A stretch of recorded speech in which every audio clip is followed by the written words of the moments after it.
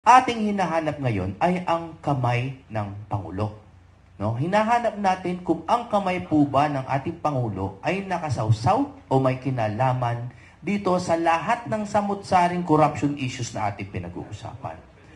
Ang sinasabi ni Atty. Ferdy at ni Sir Jigs, no, na tila yata ang kamay ng Pangulo, this is with all due respect to the office. Ang kamay ng Pangulo ay tila yata umaabot na pati po sa Ombudsman's Office.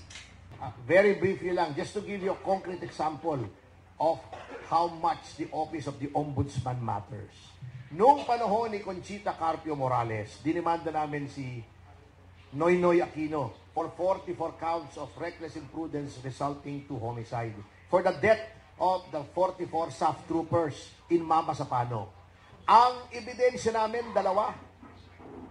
Yung buong Senate inquiry under the Committee on Public Order ni Grace po at yung BOI report ni Mayor Magalong, both pointing to Noynoy Aquino as the one ultimately responsible for the deaths of the 44 troopers. Anong final ng Ombudsman dahil kakampi nila? Ito, hindi pa politiko ito ha.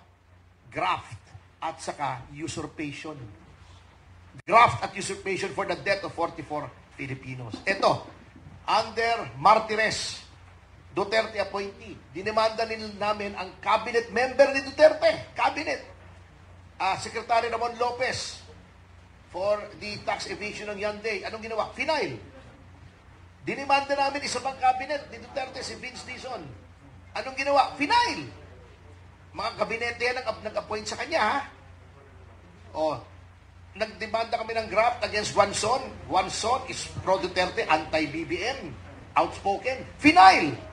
So, walang politika dito. Yung kabila, yun na hindi pa politician, retired justice pa yun, ha? Hindi ba?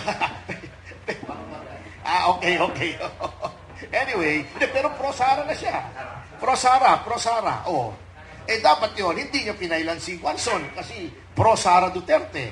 Oh, pero nag-aaway mga Duterte at mga Marcos. Appointee siya ni Duterte. Finailan pa rin niya. Oh. At dami na po namin final. Buti nga yung kay Garin na namamayagpag na naman sa House. Yung Dengvaxia na 4.5 billion ay nandoon, naka-file. Ano mangyayari doon? Pagka ang nakaupo ay kaalyado na ng pamahalang ito. Anong mangyayari sa mga kaso laban sa kanya? Kung si John Vic Remulla file namin, yung anak niyang congressman, paano yan? Patay na tayo. Yung mga kaalyado niya sa politika. Yan po ang danger dyan. Pero bakit pinipilit? To the extent na, nasa yung letter na. Before ibasahin niyo muna itong letter na ito. Ito, verified ko na ito'y natanggap na ng lahat ng members ng JBC. Usong-uso po ngayon ang pagtugis ng taong bayan sa korupsyon.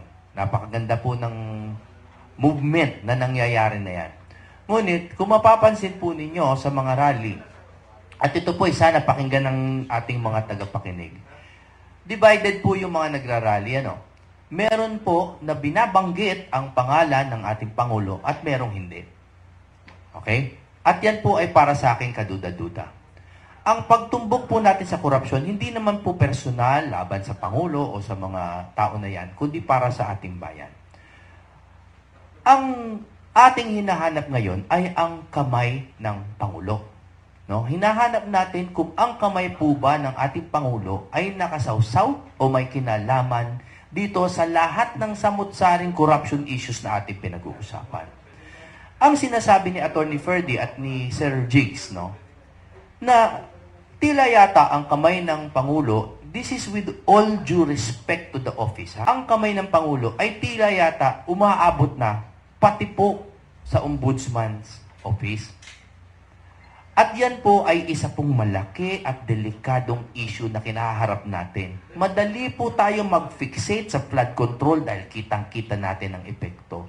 Ang hindi natin nakikita ay kung anong mangyayari kung ang kamay ng Pangulo ay masyadong nakasawsaw sa Ombudsman. Tulad po ng sinabi ni Atty. Topacio, napaka makapangyarihan po ng Ombudsman. Bukod po sa mga